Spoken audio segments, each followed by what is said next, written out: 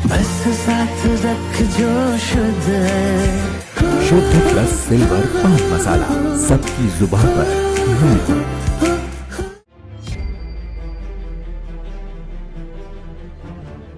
Intelligence विभाग के सिपाही सूरजपाल सिंह ने 17 साल पहले नौकरी से इस्तीफा दिया और खुद को नई पहचान दी।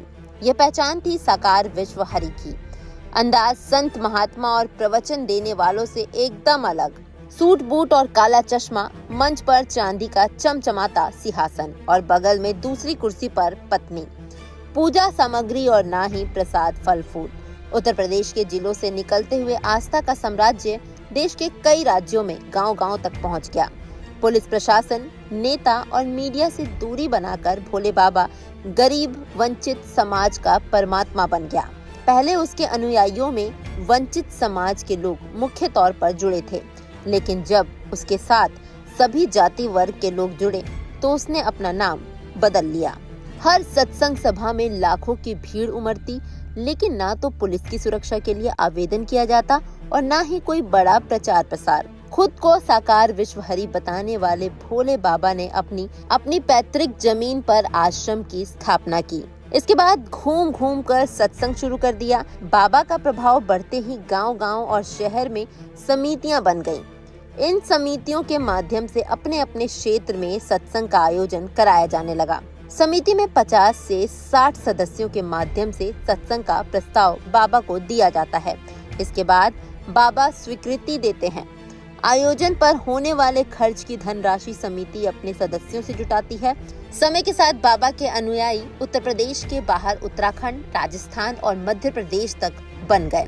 हर सत्संग के लिए आयोजन समिति अपने माध्यम से अनुयायियों तक आयोजन की जानकारी भेजकर आमंत्रित करती है। सत्संग में आने वाले अनुयायी अपने खर्च पर आयोजन स्थल तक पहुंचते हैं। आयोजक बाबा की अनुमति मिलने के बाद ही भंडारे का इंतजाम करते हैं। हर सत्संग में लाखों की भीड़ जुटती है। बाबा का सत्संग मध्य प्रदेश के ग्वालियर, राजस्थान और उत्तराखंड के कई जिलों में होता है। सत्संग में जुटने वाली भीड़ की सुरक्षा के लिए बाबा पुलिस प्रशासन पर भरोसा नहीं करते। ट्रैफिक से लेकर सुरक्षा की जिम्मेदारी बाबा के गुलाबी रंग की वर्दी वाले सेवादार निभाते हैं। सेवादार बनने के लिए भक्त आवेदन करते हैं। इन सेवादारों की आयोजन से पहले ड्यूटी लगाई जाती है। समिति के प्रमुख इनकी ड्यूटी लगाते हैं। आयोजन के लिए प्रशासन की अनुमति में कहीं भीड़ की संख्या का उल्लेख नहीं किया जाता। साकार विश्व हरि के आयोजन में ना तो कोई प्रसाद होता है, ना चढ़ावा चढ़ाया जाता है। अनुयायी पहुंचते हैं और मंच के नीचे से बाबा को प्रणाम करते हैं।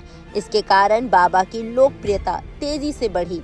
बाबा ना किसी भगवान का नाम लेते हैं और ना कोई साहित्य या सामग्री बेचते हैं। फिरोजाबाद जिले में बाबा का सत्संग करा चुके विजय सिंह बताते हैं कि परमात्मा ना तो चंदा लेते हैं और ना किसी को सीधे आशीर्वाद देते हैं, सिर्फ सद्मार्ग दिखाते हैं। अगर किसी समिति द्वारा जनता से चंदा करने की जानकारी होती है तो उसे बर्खास्त कर दिया जाता है। सत्संग के दौरान बाबा के ठहरने की व्यवस्था आयोजन समिति द्वारा ही की जाती है।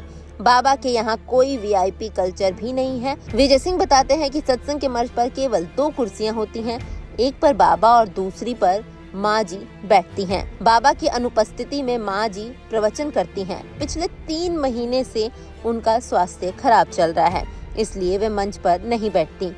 जिस जिले में बाबा के सत्संग का आयोजन होता है, उस जिले की समिति प्रचार करती है। अनुयायी एक दूसरे को सोशल मीडिया के माध्यम से संदेश भेजते हैं। इसके बाद अनुयायी मिलकर वाहनों की व्यवस्था करते हैं। हर अनुयायी अपना किराया खर्च खुद देता है। बाबा का यूट्यूब चैनल और फेसबुक पेज है, जिसमें लाखों की संख्या में सब्सक्राइबर हैं।